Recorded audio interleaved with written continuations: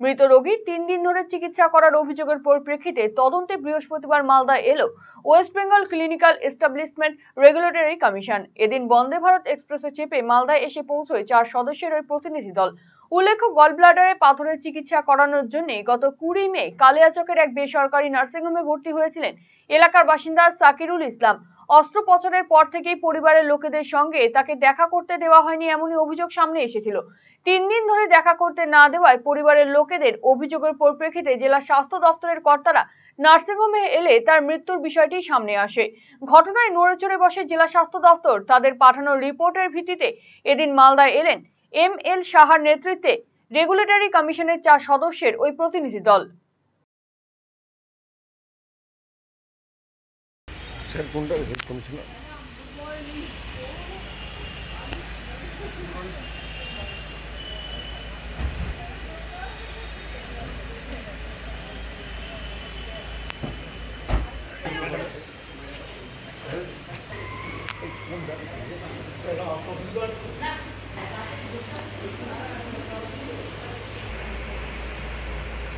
রায়গঞ্জবাসীদের জন্য সুখবর। যারা দীর্ঘদিন ধরে জয়েন্টের ব্যথা এবং হাড়ের সমস্যায় ভুগছেন তাদের জন্য রায়গঞ্জ দিশারিতে আসছেন RN টেকোর হাসপাতালের জয়েন্ট রিপ্লেসমেন্টে ভারত বিখ্যাত অস্থিরোগ বিশেষজ্ঞ doctor Barun Dutta MD DNB।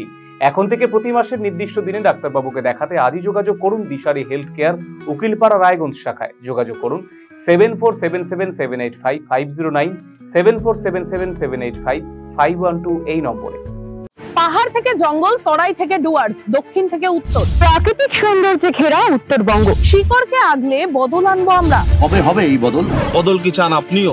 আমি দিব্যেন্দু সিনহা জলপাইগুড়ি থেকে থাকছি এই বদলের দিনে। আমি সুশ্রী সেনগুপ্ত শিলিগুড়ি থেকে থাকছি এই বদলের দিনে। আমি সৃঞ্জয় দাস ডুয়ার্স থেকে থাকছি এই বদলের দিনে। আমি পাপড়ি ভৌমিক শিলিগুড়ি থেকে থাকছি এই বদলের দিনে। কবে হবে বদল জানতে চোখ রাখুন RCTV সংবাদে।